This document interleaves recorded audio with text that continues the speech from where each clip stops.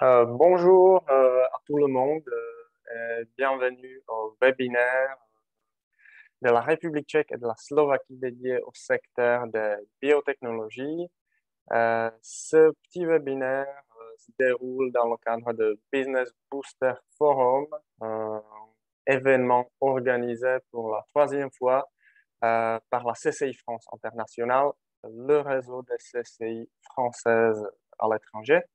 Donc, soyez les bienvenus.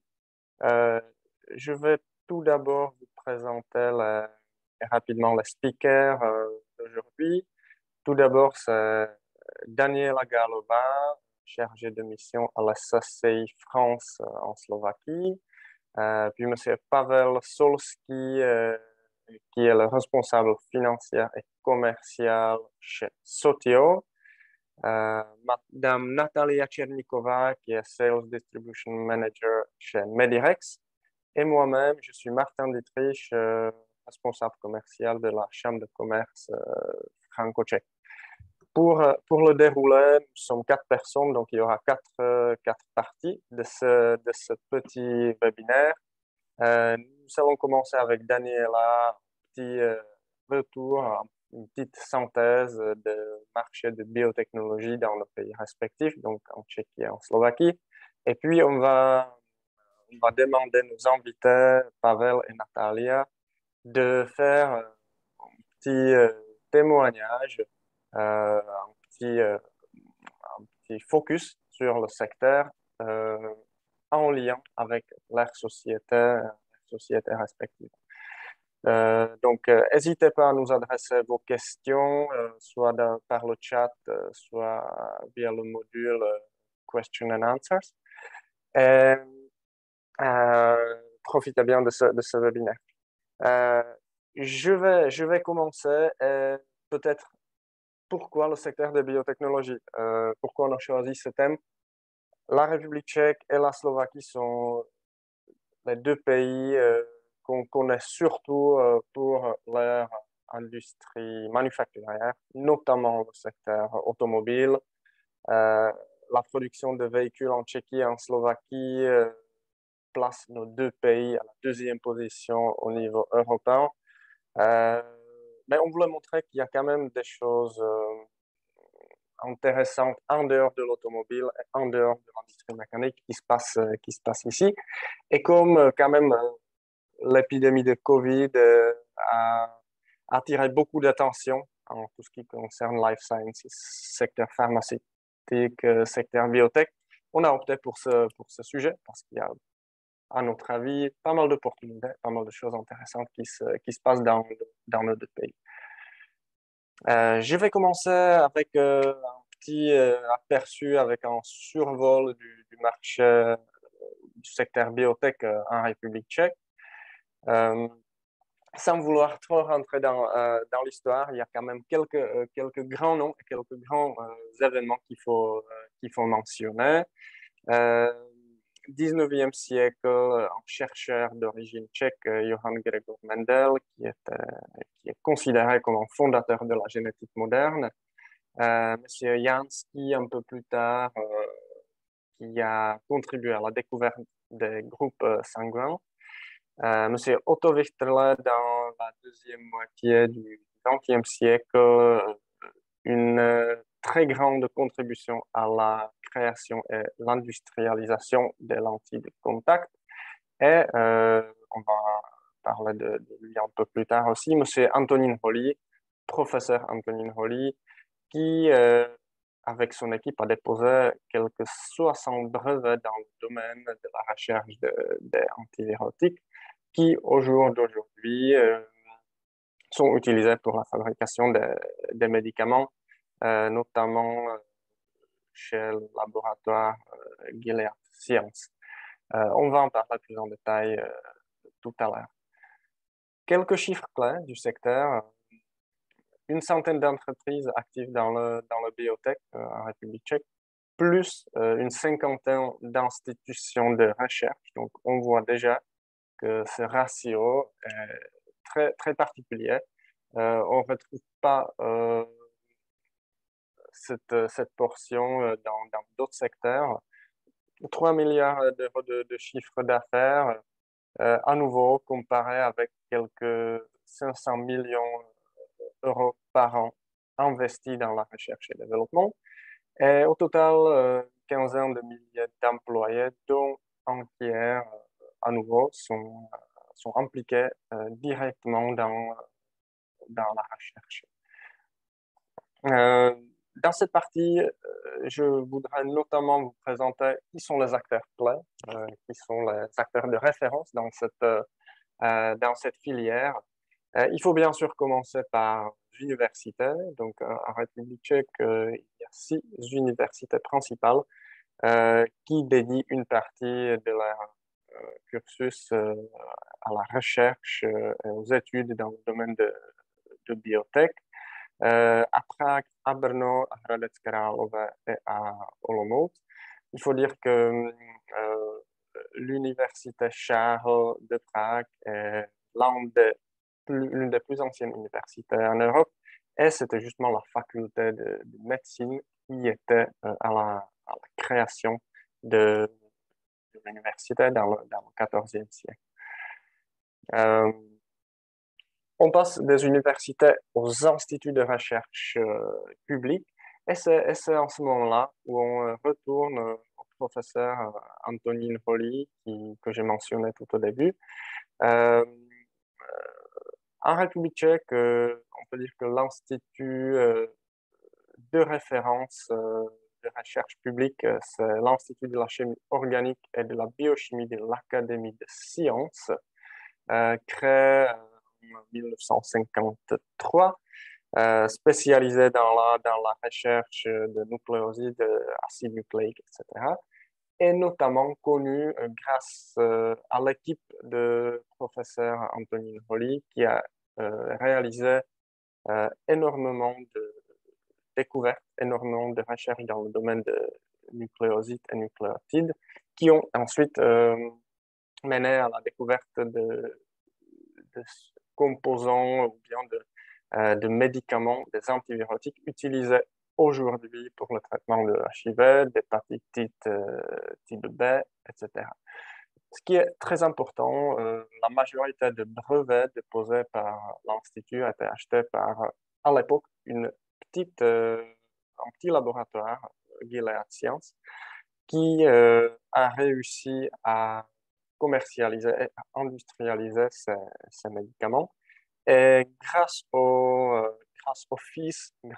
financement que maintenant l'Institut de la chimie organique a de la part de Gilead Sciences, entre 60 et 80 millions de dollars par an,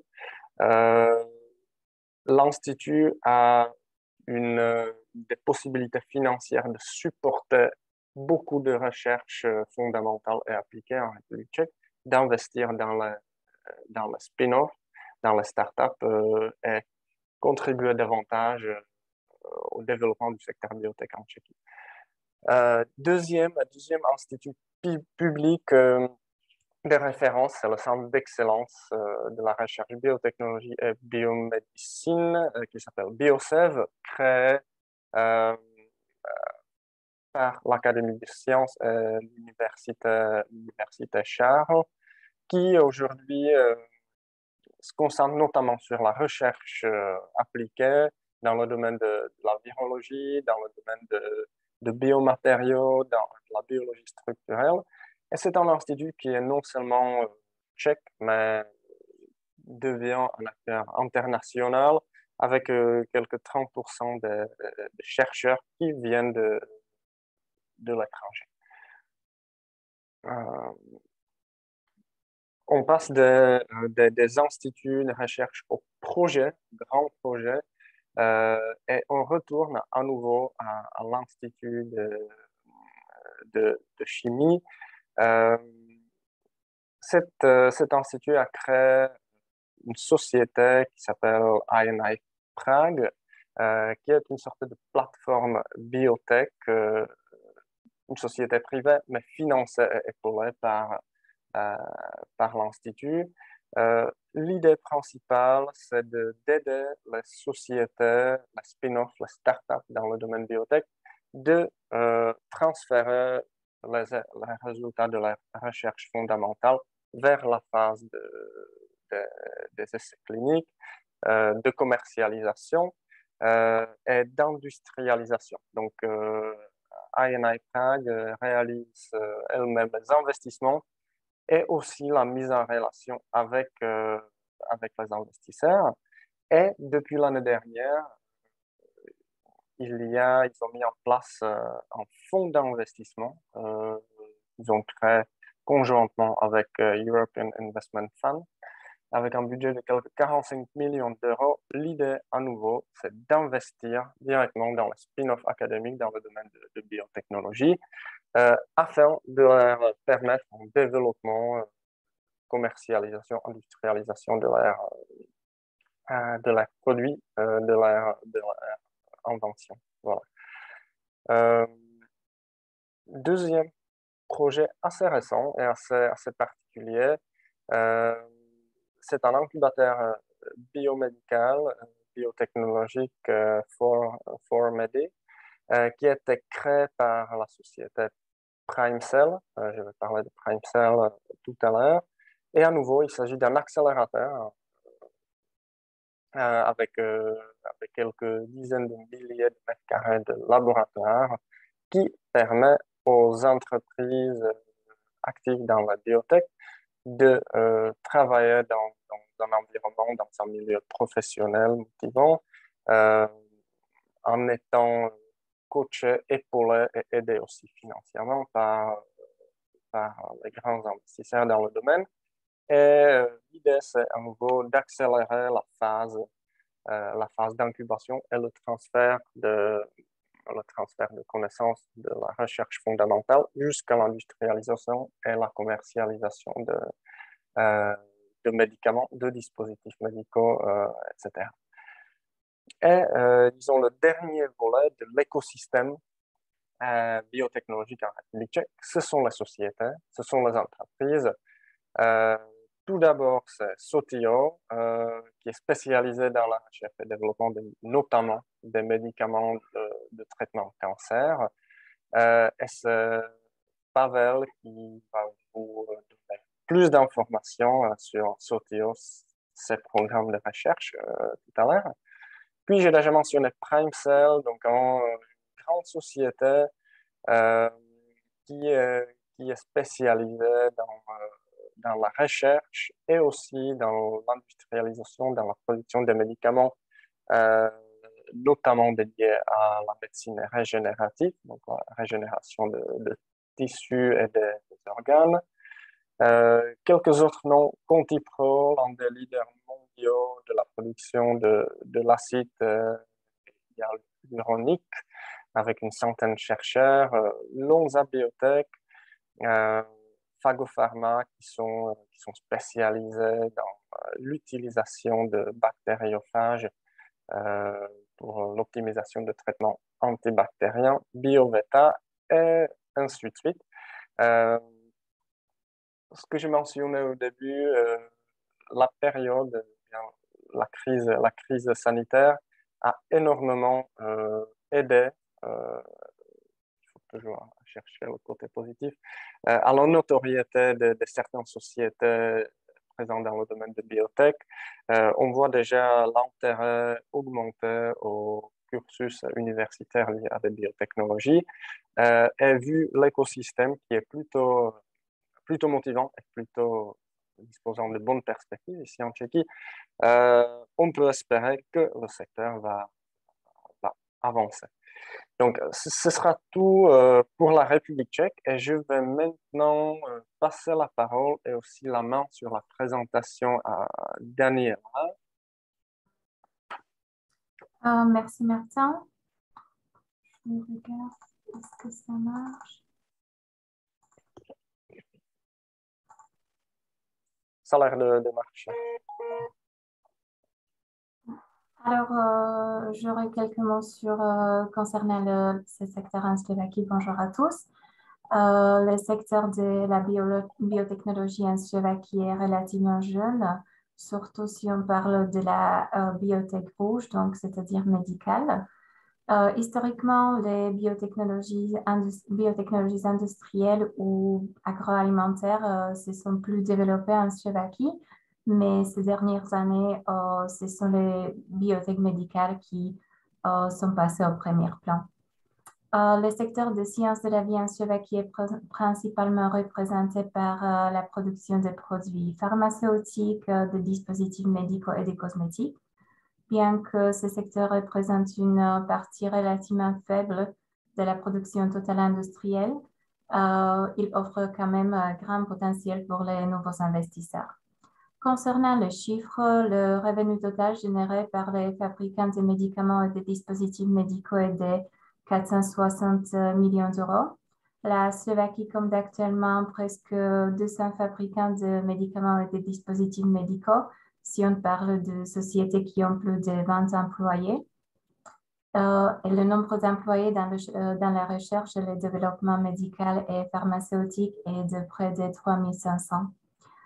Bien que la Slovaquie puisse encore être considérée comme une puissance industrielle, comme Martin a déjà mentionné, notamment dans le secteur automobile, les priorités du pays consistent désormais à promouvoir des projets à plus forte valeur ajoutée, comportant des éléments de recherche et de développement. Sur la base du plan de relance et de résilience, l'investissement prévu dans les soins de santé devrait atteindre 1,16 billion d'euros. Donc, juste une petite note qu'il y a une petite faute sur le slide.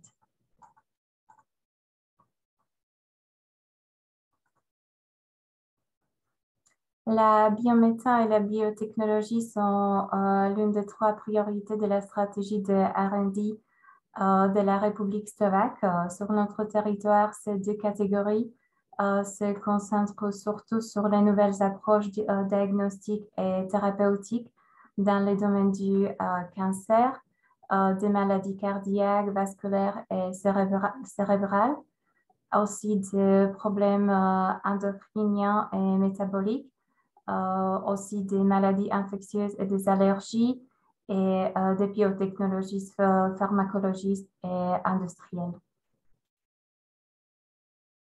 En Slovaquie, nous disposons actuellement de riches capacités de R&D dans le secteur privé, mais aussi dans les départements de recherche et de développement des universités techniques et bien sûr de l'Académie slovaque des sciences.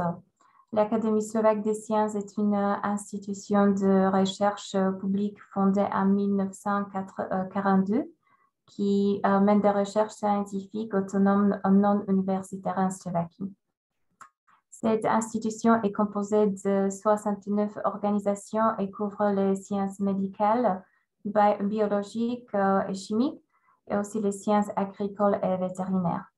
Sur la présentation, vous pouvez voir la carte avec la répartition des universités qui sont activement impliquées dans le domaine de biotechnologie, tant que dans l'éducation que dans la recherche. Les universités sont généralement associées à des centres de recherche, dont certains d'entre eux, je vais vous brièvement présenter. Les parcs scientifiques et les centres de recherche jouent un rôle important dans le système national d'innovation en stimulant la collaboration entre le monde universitaire et les entreprises en permettant un transfert rapide des connaissances et des informations. J'ai choisi quelques centres de recherche. Par exemple, le Centre biomédical de l'Académie slovaque des sciences représente une coopération entre l'Académie slovaque des sciences et les universités. Il couvre 5 instituts scientifiques et a une capacité de 100 chercheurs. Une autre, c'est le centre de biomédecine à Martin. C'est un lieu de travail interdisciplinaire où des équipes scientifiques mènent des recherches théoriques et cliniques axés sur les défis les plus actuels et les plus menaçants pour la santé. Le centre de recherche se concentre également sur le développement de nouvelles méthodes diagnostiques et thérapeutiques, notamment dans le domaine des neurosciences, de l'oncologie, de la pneumologie et de la médecine régénérative. Si on passe à l'est de la Slovaquie, c'est le parc scientifique universitaire Medipark à Košice, qui est un projet commun des universités locales. Il représente l'intégration de la recherche biomédicale dans toute la Slovaquie orientale. L'objectif est de mener de recherches appliquées des points dans des domaines scientifiques sélectionnés, y compris dans leur dimension sociale et humaine reflétée dans la santé publique dans le cadre de 5 programmes de recherche clés que vous pouvez voir sur le slide.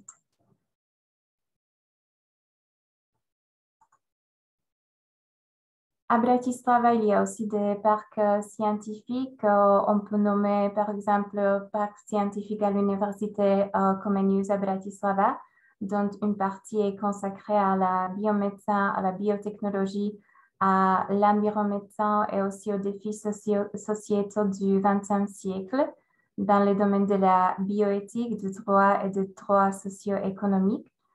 Et je notais aussi 2 autres parcs juste pour vous montrer que ce n'est pas uniquement la biotechnologie rouge, mais aussi autres comme par exemple Agrobiotech de Nitra.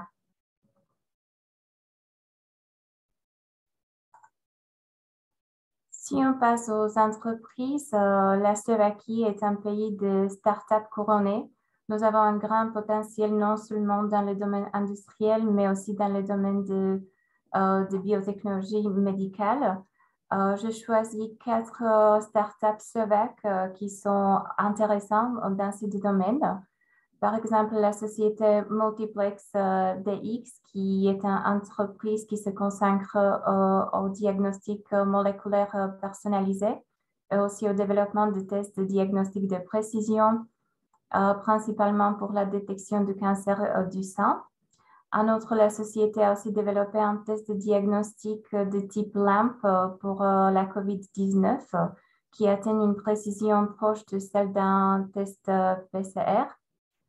Une autre société, c'est la société Powerful Medical. C'est une entreprise qui utilise le big data de l'ECG et l'apprentissage profond pour prédire les complications cardiaques. La société développe des outils pour les médecins et les prestataires de soins de santé afin de mettre en œuvre et d'utiliser efficacement ces avancées médicales dans leur processus clinique. La troisième société que je voulais vous présenter, c'est Diagnosme. L'entreprise a créé une plateforme qui permet de fournir des diagnostics supplémentaires et des deuxièmes avis médicaux désormais à l'échelle internationale. Elle propose également une plateforme de santé numérique qui s'appelle AIDA. C'est une application mobile qui est comme un assistant de santé personnel divisé en 3 catégories. Le premier, c'est médecin. Le deuxième, c'est les coachs. Le troisième, c'est une catégorie de motivation ou récompense. Et aussi l'entreprise, en collaboration avec des autres partenaires, propose des analyses de diagnostic moléculaire et des conseils en matière de cancer. Et quatrième société, c'est la société Axon Neuroscience, qui est une société de biotechnologie performante spécialisée dans le traitement de la prévention de la maladie d'Alzheimer, qui a également travaillé au développement d'un vaccin contre le coronavirus. Sur ce dernier slide, j'ai mentionné encore 3 autres sociétés dans ce secteur qui sont intéressantes. Biomedical Engineering, c'est la société qui est impliquée dans l'impression 3D qui s'utilise dans ce secteur. Son implant a déjà été utilisé chez un patient après une grave blessure de crâne. Presque la dernière société, c'est la société Glycanostic. C'est une entreprise innovante qui développe des tests précis et non invasifs basés sur les glycanes pour le diagnostic du cancer. Et la dernière société, c'est le groupe Medirex qui exploite des laboratoires centraux les plus grands est le plus avancé en termes d'équipements technologiques, non seulement en Slovaquie, mais aussi en Europe centrale et orientale. La société aussi participe à Randy, mais ils sont présents aujourd'hui avec nous, donc ils vont vous dire un peu plus sur la société, sur leur test qui s'appelle Trisomnie. Je juste veux noter que cette présentation sera en anglais. Et pour terminer, vous avez aussi quelques exemples d'une présence étrangère dans le domaine de biotechnologie en Slovaquie. Vous pouvez voir que des grandes sociétés comme Amgen ou Roche sont présentes sur notre territoire. Et le grand potentiel des entreprises et des startups qui sont en Slovaquie dans ces domaines était aussi confirmé par le chef de la société Roche. Donc, c'est une plus grande entreprise de biotechnologie qui, en 2020, lancé son accélérateur Healthcare Lab et prend sous son œil 6 idées de startups innovantes. Ce projet est destiné aux startups d'Europe centrale et orientale. Et actuellement, ce programme couvre 16 pays, dont la Slovaquie fait partie, mais la France, il fait pas. Merci, c'est tout de mon côté et je passe la parole à Martin.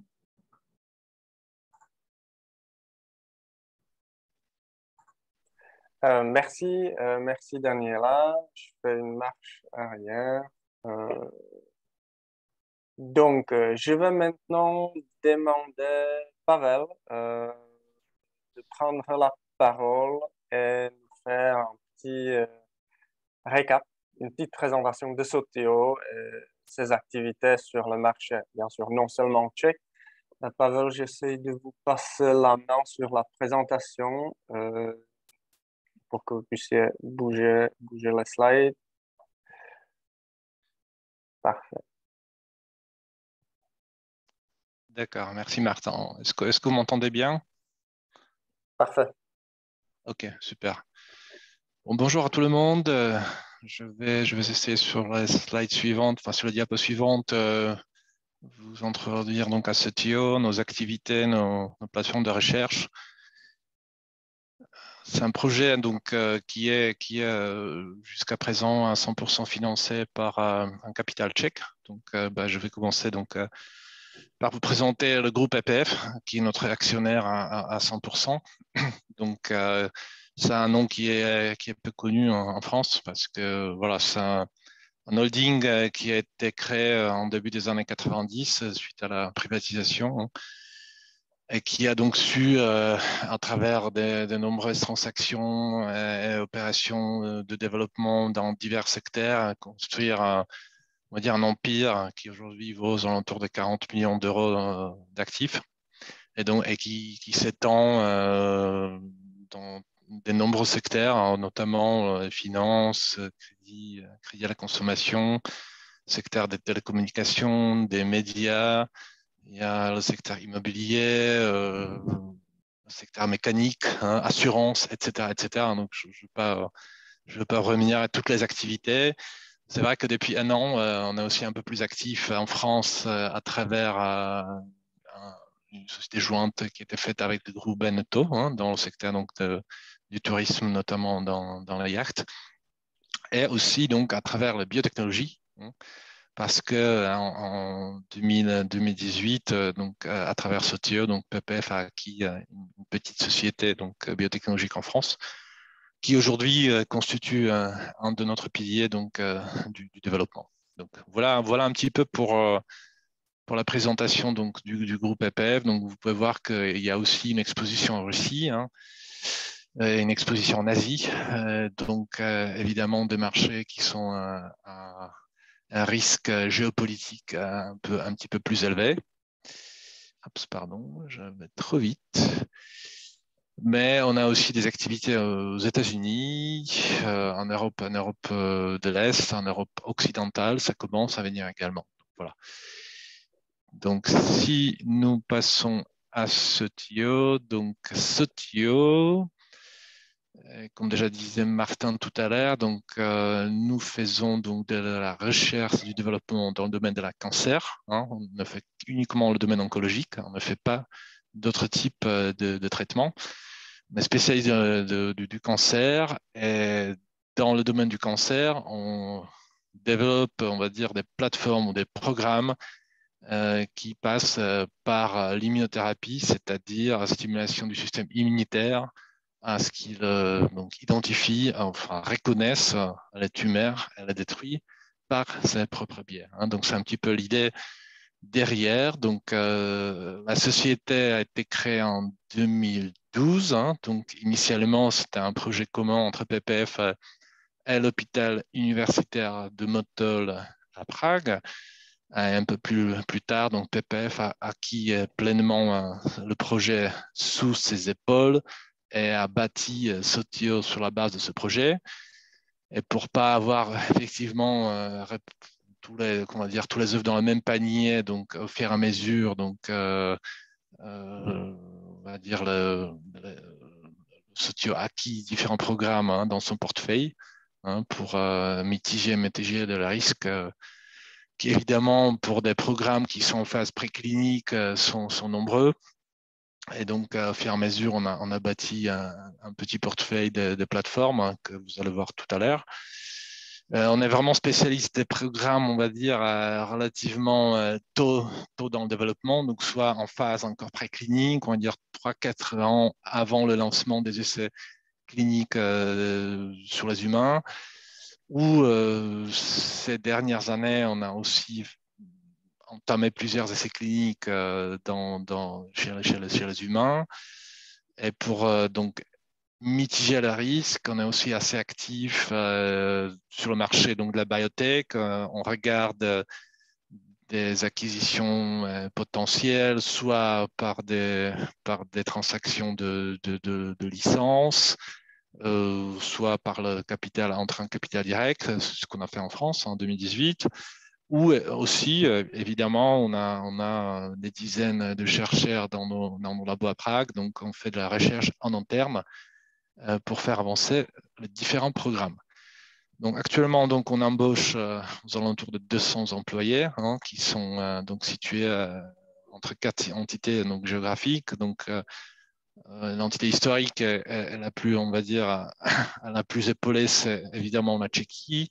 Mais depuis 2 ans, hein, on développe aussi notre entité en Suisse, donc à Bâle, parce qu'à un certain moment, on s'est rendu compte d'avoir des talents avec une vision, expérience globale, vu le secteur de la biotechnologie en Tchéquie qui est relativement on va dire, petit. On n'avait pas accès à certains types d'experts, donc on était obligé de venir chercher en Suisse. Et aussi, donc depuis, on va dire, 2 ans à peu près, on s'est bien développé aux États-Unis parce qu'on a acquis des actifs suite à la faillite d'un labo américain. Donc, on a acquis un de ces programmes, on a acquis ces labos et on a bâti une filiale d'une 40aine d'employés qui sont principalement des scientifiques, des chercheurs aux États-Unis, donc sur la côte Est. Hein, on est à Boston. Et donc, je l'ai déjà noté, on est également en France, où on a une petite antenne qui est détentaire du brevet d'un de nos programmes phares. Pour avoir donc la liste complète, on a également une société sœur donc ici à Prague qui se spécialise dans la fabrication des traitements cellulaires. Hein. Donc c'était un petit peu, on va dire, la genèse de Sotio. C'était le premier programme que j'ai noté tout à l'heure. C'était un traitement à base des cellules dendritiques. Hein. Donc, on a bâti le labo afin qu'on puisse fabriquer le traitement pour les essais cliniques pour cette plateforme. Et on a dû bâtir également, on va dire, supply chain, donc la logistique autour, parce que c'est des traitements autologues. Donc, voilà, on fait des traitements sur mesure à partir des sangs des patients. Alors, pour passer donc un petit peu plus sur nos programmes de recherche. Donc aujourd'hui, nous en avons 3, hein, 3 programmes, on va dire 3 plateformes de développement. Donc tous les trois sont dans le domaine oncologique. Le premier, donc interleukin 15, une sorte de super-agoniste dont le but est stimuler le système immunitaire afin d'identifier donc les cellules carcinogènes dans le corps et de le détruire. Le deuxième, donc c'est une sorte de traitement d'immunothérapie cellulaire, mais qui a un élément de la modification génétique en soi, donc le CAR-T, sachant que c'est un programme qui est actuellement approuvé pour l'hémato-oncologie. Et notre donc, on va dire, intérêt consiste à regarder si on ne peut pas trouver, on va dire, une plateforme qui pourrait fonctionner sur des tumeurs solides. Hein. Donc, c'est un petit peu la spécialité de notre programme. Et troisièmement, donc, c'est les antibody-drug conjugates, c'est des anticorps, un conjugué d'anticorps qui a en fait pour but prendre un médicament comme chimiothérapie et de le ramener vraiment sur le tissu donc, carcinogène dans le corps et de cibler bien les cellules oncologiques à ce que le traitement ne tue pas également des cellules saines. Hein. Donc c'est une sorte de vecteur qui ramène le médicament précisément aux endroits qu'il faut cibler. Voilà. Donc c'est un petit peu nos trois programmes de recherche actuels. Pour vous un petit peu visualiser où nous nous trouvons dans ce programme, donc tous les trois sont relativement tôt dans le cycle de développement. Donc, le plus avancé, c'est le programme d'interleukin 15, où nous venons d'entrer en phase 2, parce qu'on a eu des résultats positifs de la phase 1 l'année dernière. Donc, on a reçu donc, l'approbation de l'Agence médicale européenne pour continuer le programme. Nous sommes entrés en phase 2. Et nous avons aussi deux phases 1 qui commencent pour les deux autres plateformes, hein, donc la CAR-T et les ADC. Et nous espérons évidemment qu'avec ces programmes, on va pouvoir finir toutes les phases du développement clinique, phase 2, phase 3, et rentrer dans la phase de commercialisation. Sachant qu'évidemment, d'ici là, il y a encore plusieurs années qui nous restent et plusieurs centaines de millions d'euros d'investissement avant qu'on puisse commercialiser nos différents programmes. Et pour chaque plateforme, toujours dans le but de ne pas avoir un seul candidat, on y essaye de diversifier donc, les plateformes par, on va dire, des programmes qui sont un peu moins avancés, au cas où le premier ne marche pas, donc on puisse le remplacer par d'autres programmes qui seront un peu dans ce qu'on appelle le pipeline, dans le jargon biotechnologique. Donc voilà où nous en sommes. Et je crois que c'est mon dernier diapo. Voilà, ouais, c'est mon dernier diapo. Donc, s'il y a des questions du public, n'hésitez pas. Sinon, merci pour votre attention. Hein. Je passe la parole à Martin. Merci Pavel pour ce retour d'expérience, pour cette information sur Sotio, qui est une sorte de fine fleur de l'industrie biotech tchèque, mais voilà, avec un impact plutôt global. I will right now switch in English, and I will ask our colleagues from Medirex to present themselves and present their innovation in terms of biotech. I will try to give you the mouse control to remotely control the screen. So just a second, please try. You should just double click and you should be able to move the slides. Perfect.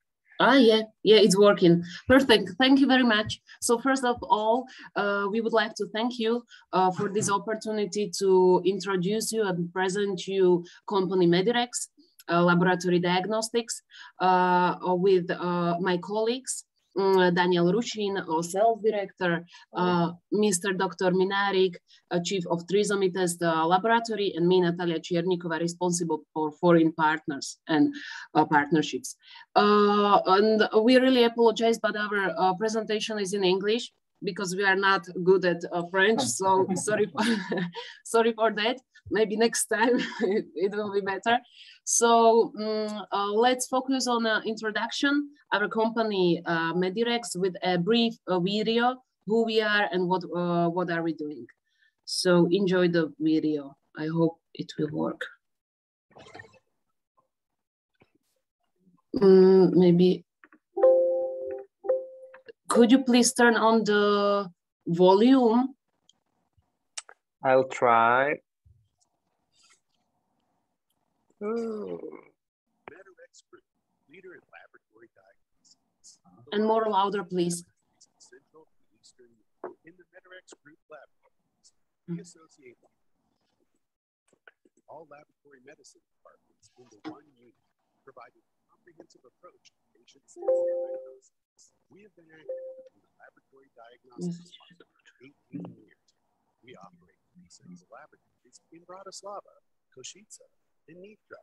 The core lab of the Bratislava Central Laboratory is a unique 80-meter-long, fully automated line that integrate a large part of clinical biochemistry and hematology into one unit. But what is really exceptional, also a part of serology and allerology. With the connection of several laboratory departments, this solution is really exceptional. The line is equipped with 25 analyzers, 21 auxiliary components, and total length of the line is 80 meters. In addition to this most advanced line in Central and Eastern Europe, we also have the most advanced and most innovative diagnostic technologies for all departments. Whether it is MALDI-TOF for bacteria identification and microbiology, biochip technologies and immunology, but especially NGS, next generation sequencing, and array CGH, ergo-comparative genomic hybridization and genetics, or computer-assisted microscopy of cytological preparations. Medirex is also unique with numbers. In our laboratories, we analyze samples from roughly 30,000 patients every day, which represents as much from 200 to 250,000 tests and analyses daily. Currently, we employ over 800 highly qualified specialists who are a guarantee of expertise and quality, as well as ongoing progress in laboratory diagnostics. We are the leaders in digitization of laboratory diagnostics in Slovakia. We are online connected to all hospitals. We use a system of electronic application forms and online results delivery. All our laboratories are certified in compliance with international standards. We pay particular attention to quality, not only in analytics, but also in pre-analytical stage, which we regard as the key component in laboratory diagnostics. Our laboratories are accredited according to the international standard ISO 15189. The Medirex Group laboratories cooperate with the most important Slovak universities, and together with them, we provide for education in the field of laboratory medicine, and together with various scientific, academic, and private scientific research institutions, we actively participate in the development of new tests. Consequently, we introduce them into clinical practice of our laboratories. Such an example is our unique trisomy test. Trisomy test X, trisomy test XY, trisomy test Plus are non-invasive prenatal tests focused on detection of pregnancies with high risk of most common aberration. As it is based on whole genome sequencing, it is able to provide also additional information about the presence of other non-targeted common aberrations over the whole genome. Methods based on whole genome sequencing analysis are supported by legally approved patents, and 3 other patent applications are pending. We continue with the development of tests. We are currently also working on its transformation into oncology. We believe that the test can be used for early and non-invasive detection of different types of cancer. Welcome to Laboratories of the Future, Medirex Group. Okay, that was the brief introduction to our laboratory. And back to biotech window with Gabriel, another doctor, one of the developer of trisomy test, who will introduce you to our trisomy test. But now I don't know how to. I will try to give you again the remote controls. Just a second.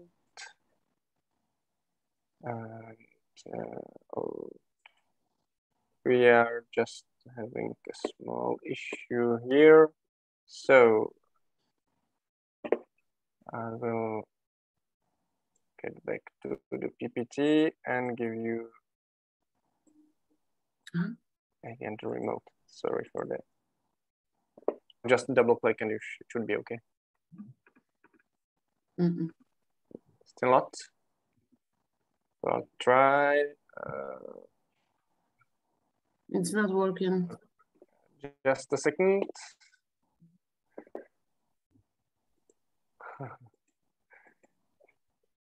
One more time. Okay. Here we are again, but we try to go further. So let's do it like that.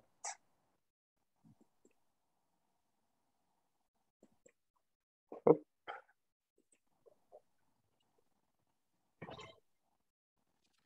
Okay.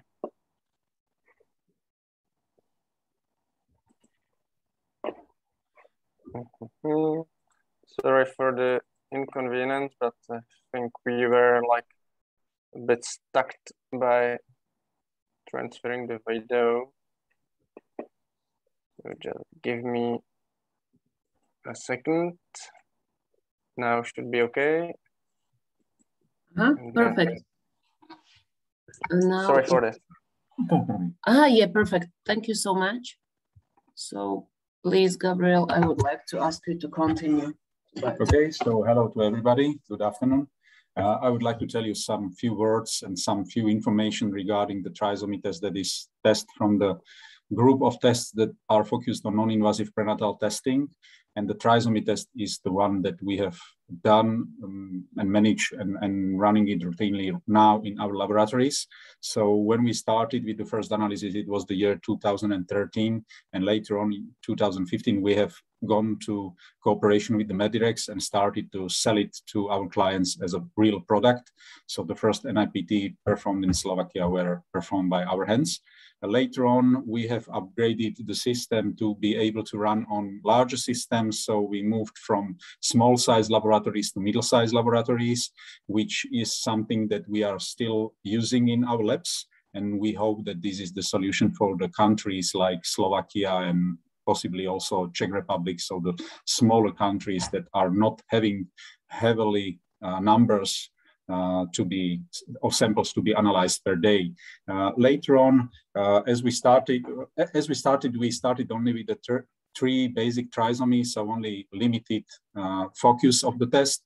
Later on, we have moved to whole chromosomal aneuploidies for all chromosomes. This was the trisomy test plus. We added 5 microdeletion syndromes, so we have gone subchromosomal, so to smaller deletions or aberrations that whole chromosomal ones.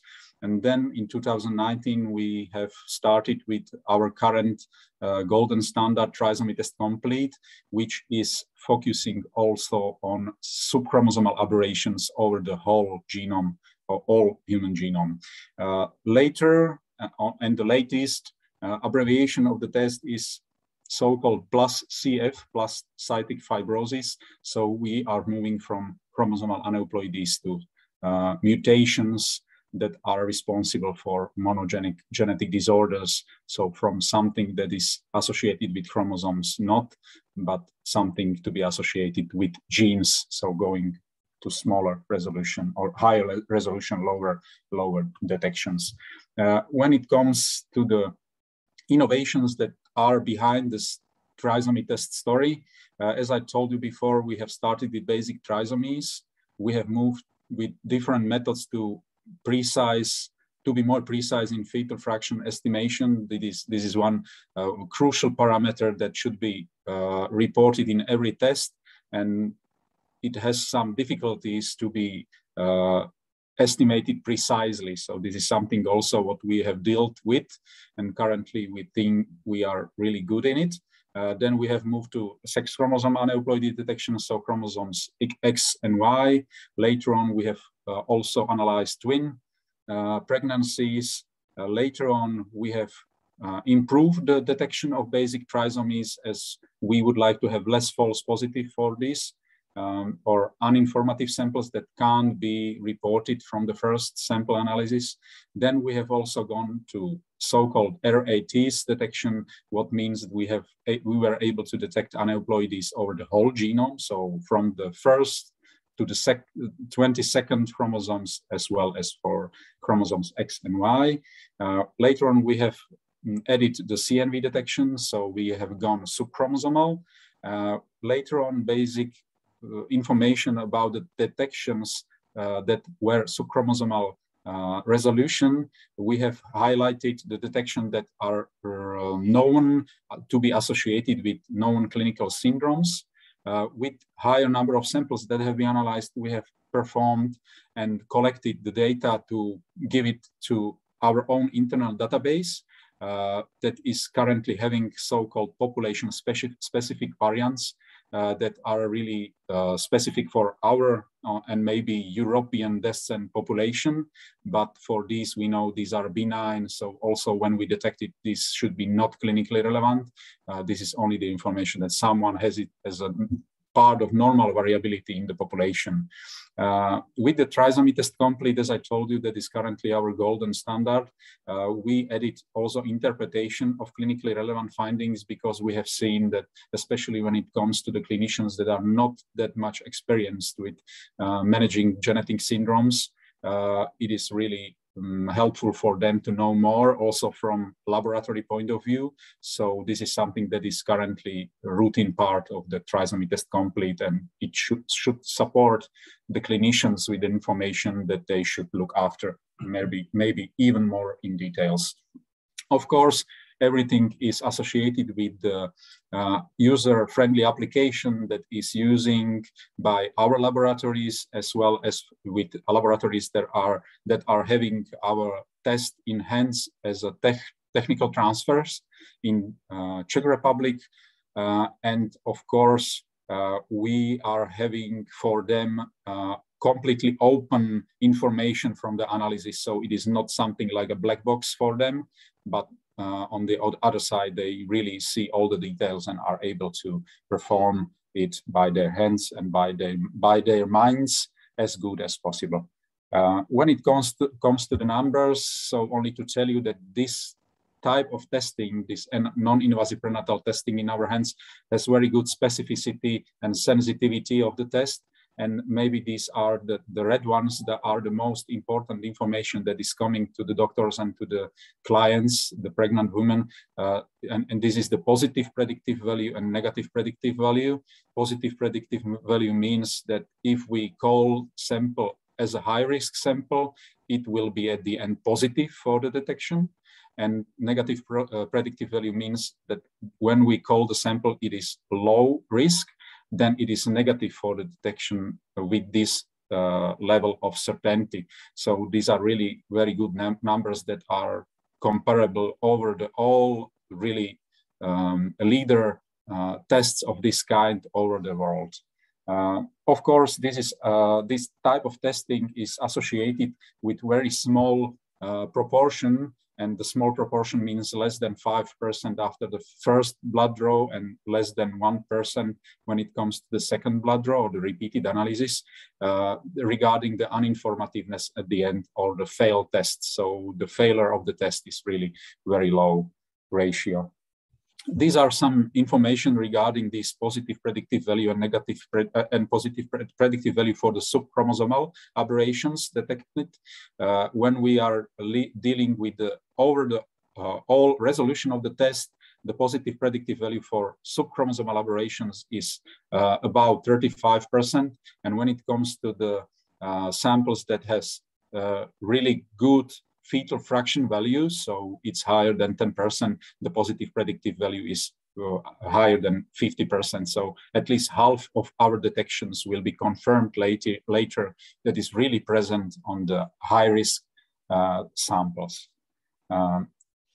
Also, we have broadened the application range of the test, because at the beginning it was really focused only on non-invasive prenatal testing, but later on, as the technology is relatively universal and is used by different laboratories for different purposes, the same application could be used also for what we call microarray-like analysis or array CGH-like analysis. So the analysis that are postnatally applied to the samples when it comes to the risk of chromosomal aneuploidies or aberrations. So it is not only associated with the prenatal, but also with postnatal detection of this kind of chromosomal errors.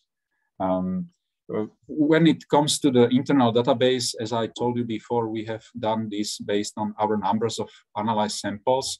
We have prepared the internal database of benign CNVs that is based on maternal detections, because when we are dealing with the non-invasive prenatal testing, we always analyze maternal as well as fetal DNA in one sample. So we are able to detect maternal aberrations as well as fetal aberrations. And when we should give the most relevant information, we should know which one is maternal one and should be benign, as the mother is pregnant and should be relatively healthy. When she comes to pregnancy, she should be able to give birth to the child, and so should be relatively healthy when it comes to the reproductive abilities. So we are having this internal database of multiple occurring variants that are population specific for maternals. It looks like the singular report or record looks like this, or the table which comes out the detection. And of course, similar things is when it comes to the fetal detection. So it's slightly different, but it gives you the same information. So if it's something very, very frequent, it should be not pathologic. Especially when we are dealing with these rare syndromes and rare detections. So the information about the high frequency gives you indirect information that it should be benign or it should not be pathogenic. Also, we have added the information or database of the clinically relevant findings. So if the finding is failing to the region with a known syndrome and should be clinically relevant, you should get something like a warning from the system that look after this detection, because it is with high probability associated with the known syndrome. Of course, with the links directly in the record to the relevant clinical database with the information that should be used by clinicians. This is only the short overview and one single screenshot from the web-based application that is using for all the data handling and the analysis sample records. So you can see everything under one web page, under one application, just by clicking through it and through the samples.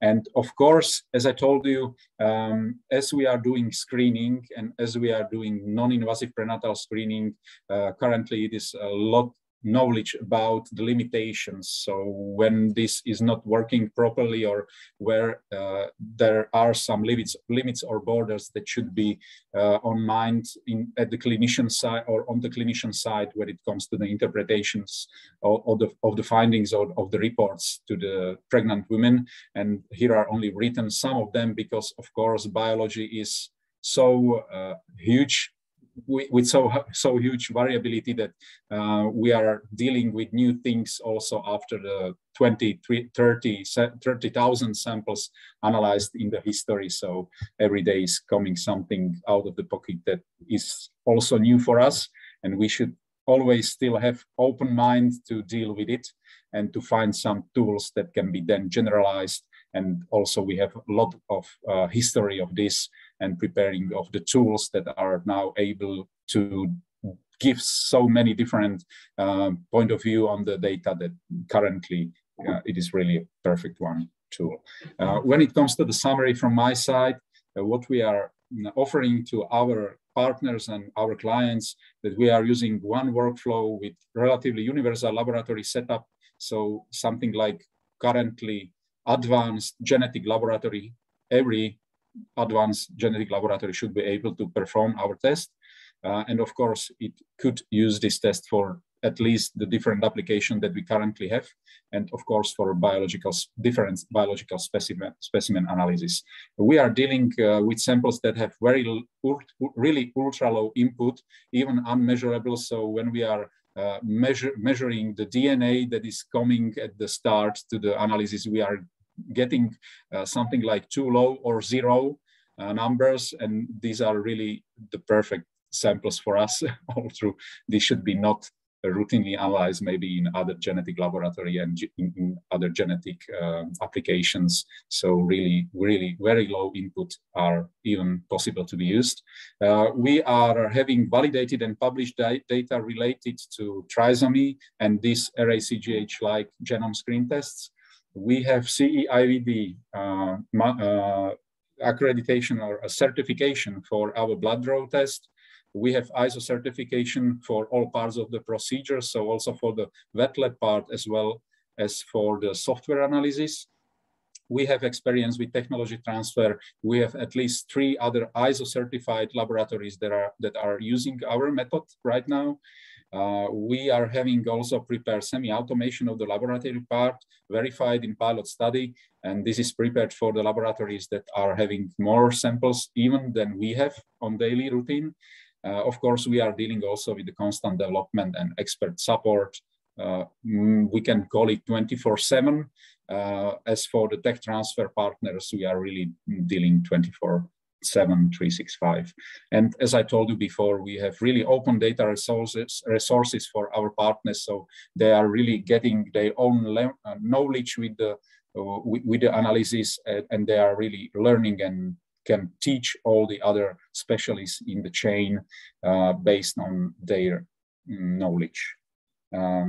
This is the information that should be maybe more, or could be maybe more commercial one. And this is something that will Natalia tell you more how the test is available in our and international market. Thank you. Thank you very much. Yes, at the end of this presentation, I would like to also present you how to become our partner, because we are looking for a new partnerships abroad. I mean, in foreign countries, there is 2 ways how to become our partner. It means like to find a partner for distribution of our test, meaning send out model that sending us samples to be analyzed here in Medirex, where we can just send the reports through our application. There is the first and let's say one way to become a partner.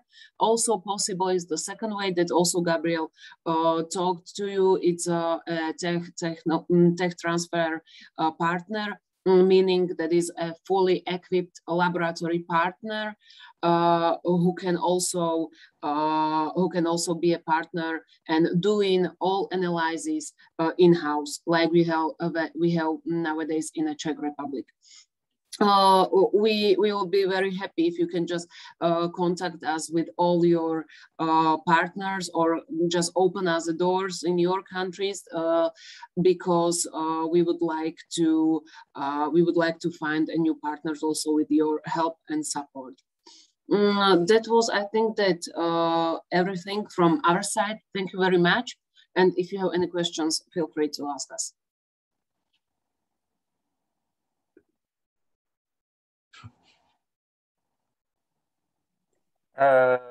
Thank you very much. Thank you, Natalia. Thank you, Gabriel. The time is, I will stay in English. The time is over. I think just to conclude, the goal of this webinar was to show you there are interesting issues in the biotech field in Slovakia and the Czech Republic. So our countries are not only like producing the automotive bumpers and engines and so on, but the things that are a bit different. So please do not hesitate to contact us, Daniela or me, For any further information, we will, with pleasure, share with you the contact of our guests from Soteo and Medirex, and hopefully this webinar could kick off some kind of cooperation in the future. So thank you all for your participation. Thank you. Thank you. Thank you very much. Thank you. Merci. Merci à tous et à bientôt, j'espère en Tchéquie ou en Slovaquie.